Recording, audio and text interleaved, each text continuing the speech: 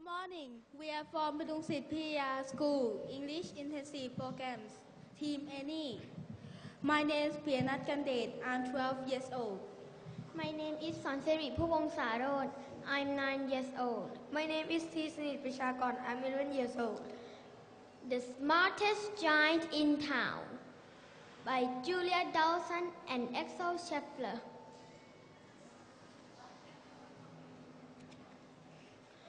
George was a giant, the scruffiest giant in town. He always wore the same pair of old brown sandals and the same old patched-up gown. I wish I wasn't the scruffiest giant in town, he said sadly. But one day, George noticed a new shop.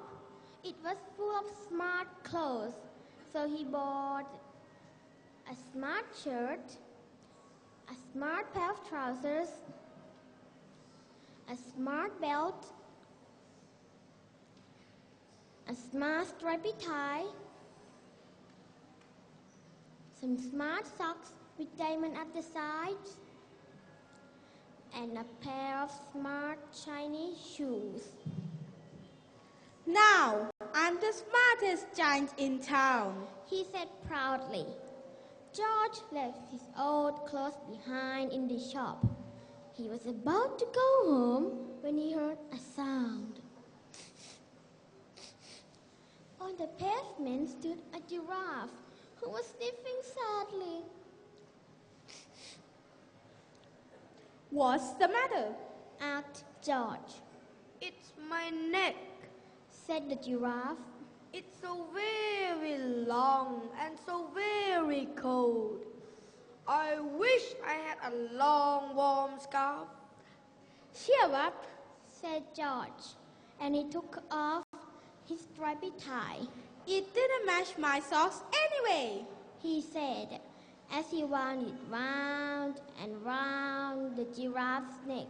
It made a wonderful scarf. Thank you, said the giraffe. As George strode towards home, he sang to himself. My tie's a scarf for cold giraffe, but look me up and down. I'm the smartest giant in town. George came to a river.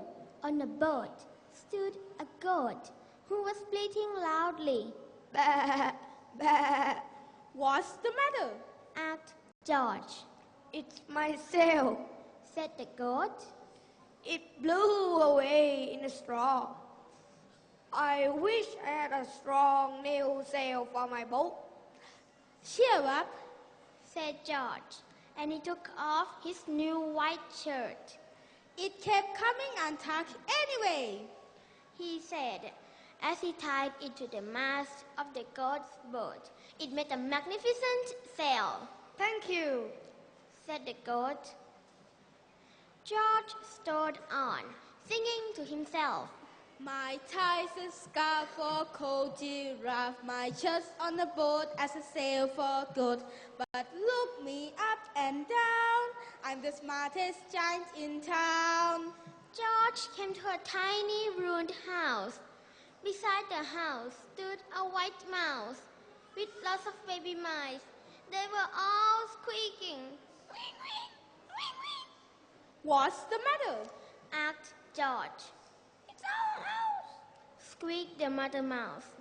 It burned down, and now we have nowhere to live. I wish we had a nice new house. Cheer up, said George, and he took off one of his shiny shoes.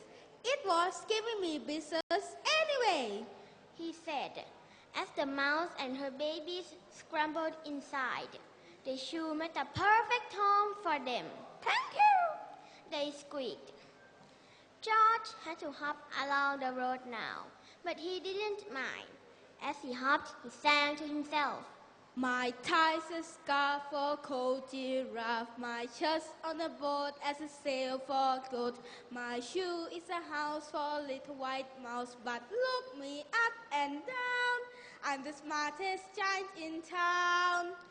George came to a campsite. Beside a tent stood a fox who was crying. What's the matter? Asked George.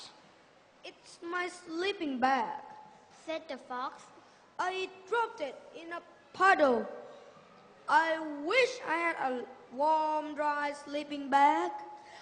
Cheer up. Said George, and he took off one of his socks with diamond at the side.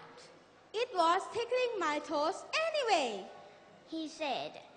As the fox snuggled into it, it made a very fine sleeping bag. Thank you, said the fox. George hopped on, singing to himself. My tie's a scarf for cold giraffe, my shirt's on a boat as a sail for goat. My shoe is a house for little white mouse. One of my socks is a bed for fox. But look me up and down, I'm the smartest giant in town. George came to a big squelchy bog. Beside the bog stood a dog who was howling. What's the matter? Asked George. it's this bog. Said the dog. I need to get across, but I keep getting stuck in the mud. I wish there was a safe, dry path. Cheer up. Said George, and he took off his smart new belt.